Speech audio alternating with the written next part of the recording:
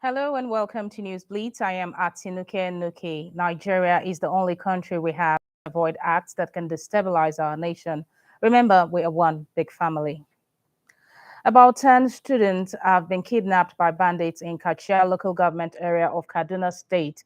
The Kaduna State government said it received preliminary reports from security agencies on the kidnapping of the 10 students in Kachia LGA. This was disclosed by the Commissioner Internal Security and Home Affairs, Samuel Aruwan. In a statement on Tuesday, according to the preliminary reports, the students of the government's secondary school, Awan A Day Secondary School, were kidnapped on Monday. It said the exact location of the incident was yet to be ascertained, adding that detailed reports were being awaited to clarify whether the incident occurred within the school premises or elsewhere. Meanwhile, the House of Representatives on Tuesday condemned calls for an interim government in Nigeria after May 29, 2023. The lawmakers feared that such calls is capable of truncating the country's young democracy and causing anarchy across the country. This followed a motion of urgent national importance raised by a member, Onyema Idem, drawing attention of the Green Chamber to the statement issued by the Department of State Services warning of plots to install an interim government after the outcome of the presidential election. The House further urged the security agencies to be on alert and warned aggrieved parties to await outcome of litigations before the court. The federal government has admonished the presidential candidate of the Labour Party, Mr. Peter Obi, not to incite violence over the outcome of the presidential election. The Minister of Information and Culture, Lai Mohammed, gave the admonition in Washington, D.C. during his official engagement with some international media organizations. The minister is in Washington to engage with international media organizations and think tank on the just concluded 2023 polls. The minister said it was wrong for Obi on one breath to seek redress in court over the outcome of the polls and on another breath inciting people to violence. The minister said in challenging the election results, there was no pathway to victory for either Obi or Atiku Abubakar, the presidential candidates of the People's Democratic Party. And now to Rivers State. The Independent National Electoral Commission in Rivers State on Tuesday requested the cooperation of all political parties seeking the inspection of election materials used in the February 25 and March 18, 2023 polls, saying it will discharge its constitutional lawful duties without preference or bias. INEC resident electoral commissioner in the state, Johnson Sinikim, in a statement said about 50 applicants were received for inspection of electoral materials.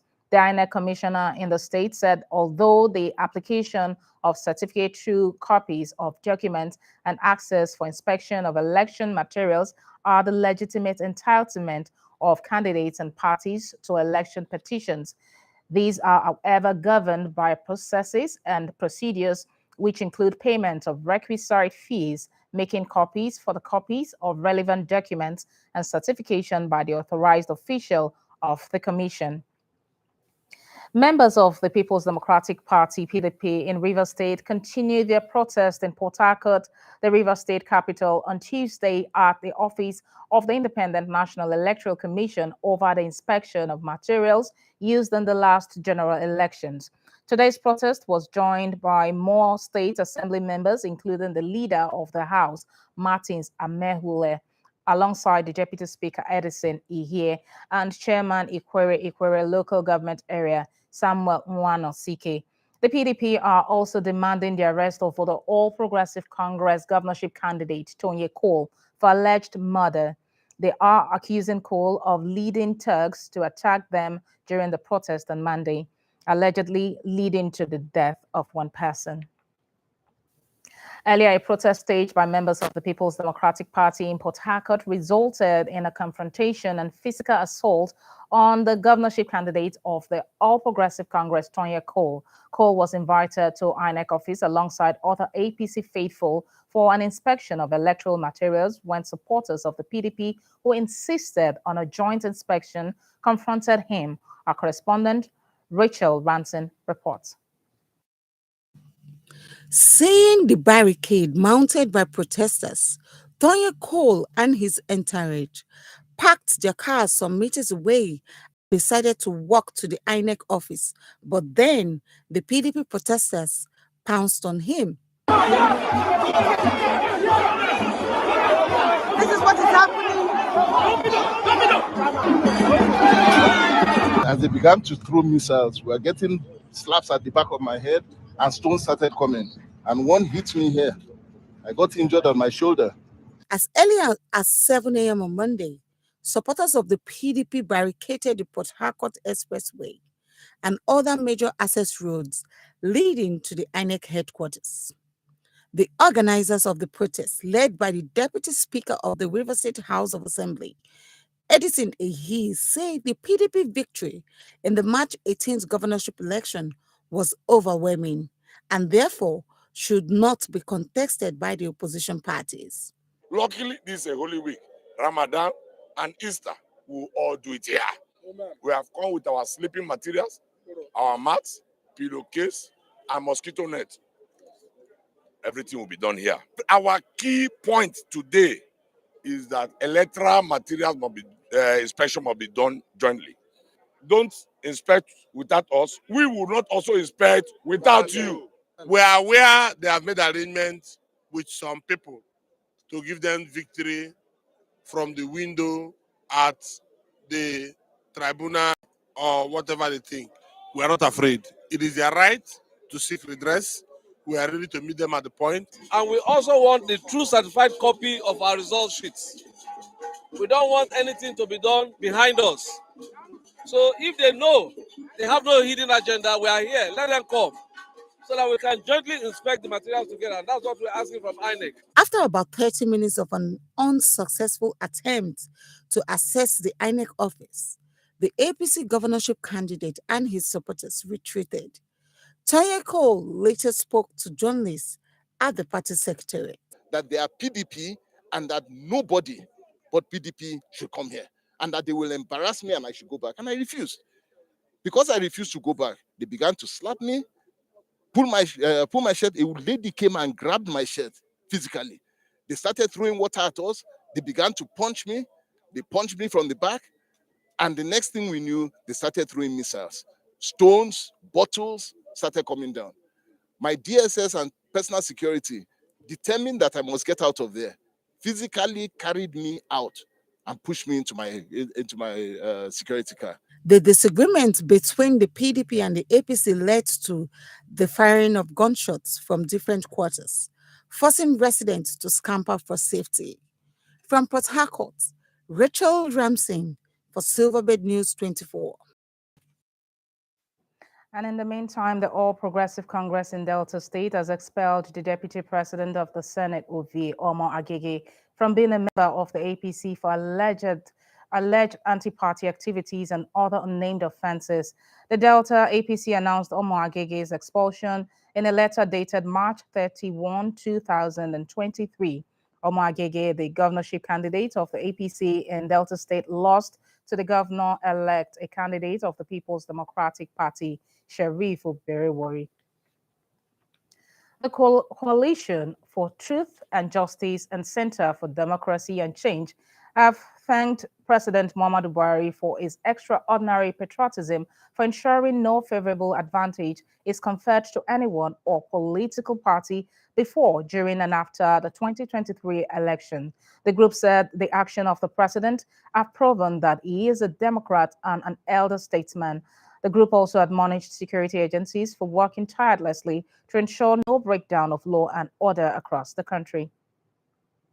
We must not fail to thank our amiable President and Commander-in-Chief, Muhammad Buhari, for his extraordinary patriotism and loyalty to the country by ensuring no favorable advantage is conferred to anyone or political party.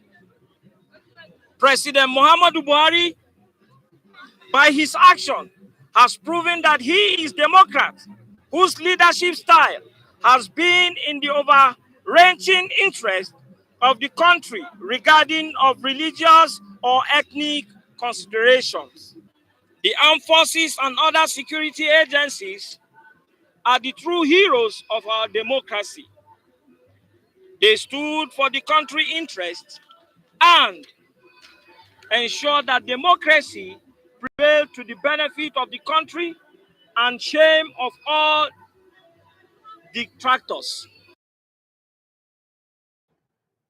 Still staying with politics, a group under the umbrella of the Global Network for Sustainable Development is insisting that a purported leaked audio conversation between the Labour Party presidential candidate Peter Obi and the founder of the Living Faith Church, Bishop David Oyedepo, is an invasion of privacy. Convener of the group, Phil Roberts, who made this known to journalists at a press briefing in Abuja, accused the ruling All Progressive Congress of orchestrating the act, describing it as a shambolic blackmail aimed at distracting Nigerians from challenging the credibility of the just concluded polls. He further called on Peter Obi to take legal action against the perpetrators of the leaked audio, insisting that the privacy of Nigerians must be protected at all costs.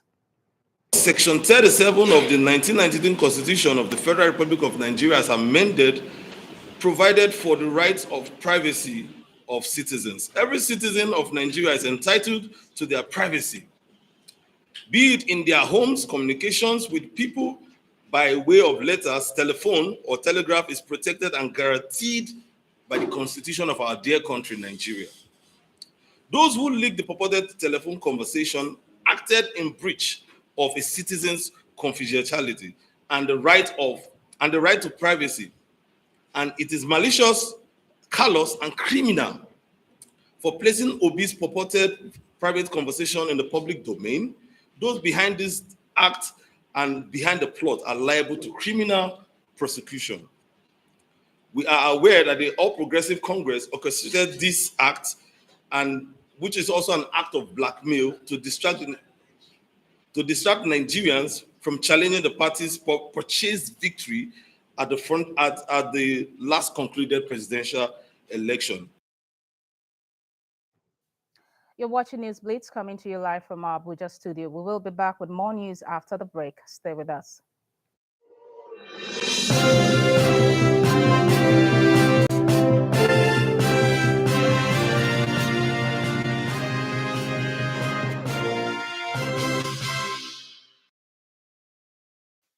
Stakeholders have called for all hands to be on deck to address hazards associated with the use of pesticides in Nigeria.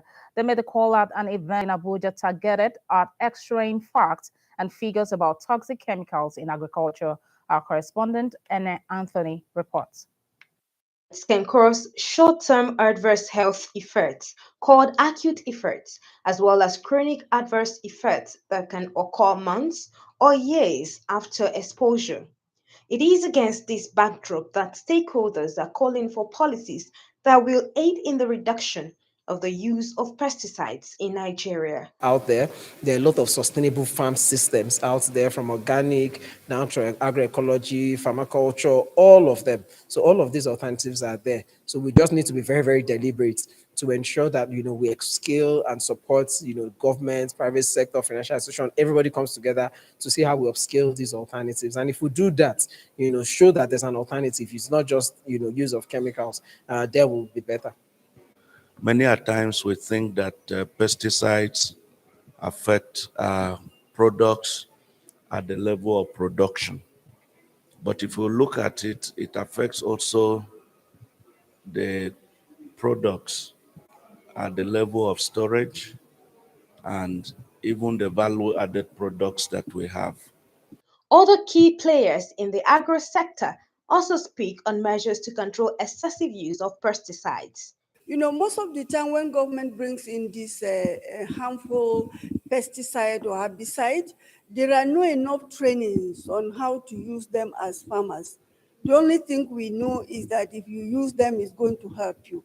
We don't have training on how to use them. If you spray these chemicals on more especially on vegetables? How long does it take for you to consume them? We don't have that education. In terms of environmental implication, we have the destruction of biodiversity because many of these pesticides destroy non-target organisms. So beside the pests that they are applied to tackle, they go ahead to destroy beneficial insects on the farmlands, and this affects biodiversity. That in turn affects the resilience of our farms, our soils, our ecosystems, against several environmental stressors, including climate change. And then there is also the implication on our economy. A lot of our food products are being banned because of the excessive chemical residues that they have. Ene Anthony, Silverbird News 24, Abuja. Meanwhile, the Nigerian National Petroleum Company Limited says it is not aware of any missing 20 billion naira in the company. The company's spokesperson, Garabaddin Mohammed, in a statement said the company knew nothing about the payment of the sum of 20 billion naira to ghost consultants, as alleged by an online media platform on the Ogun State government, claiming a back duty tax liability of about 18 billion naira against an NNPC subsidiary. The Petroleum Products Marketing Company Limited, the company said for clarity, PPMC had objected and challenged the claim through its tax consultants. Consequently, the Ogun State government took the matter to court, which is not unusual in business circles. You're watching Newsblitz coming to you live from our Abuja studio. We'll be back with news from the foreign scene after the break. Stay with us.